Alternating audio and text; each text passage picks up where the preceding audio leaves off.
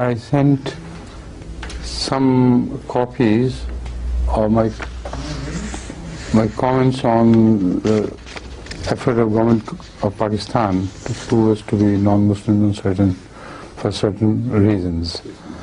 So I gave a series of sermons on that so-called white paper of Pakistan, which addressed as a black paper in fact, and each argument was dispelled with the help of the Quran and the help of the Hadith.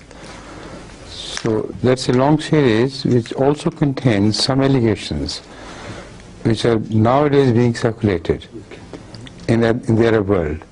So because I've already answered them, instead of going for new answers, I would like you to start a series of question and answers based on the same. When I'm not here, you can distribute the work among yourselves, and from the paper, divide the role of asking a question and somebody should answer the questions in my words, as I have answered them. So that can take care of many absences of mine from this. Right? Yes. Please continue. Amir has done that. Yeah.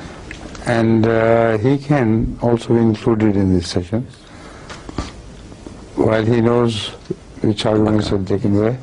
So you have a private meeting with him and find out his recent translation, what's it all about, and then divide among you the role of asking of questions, etc., etc.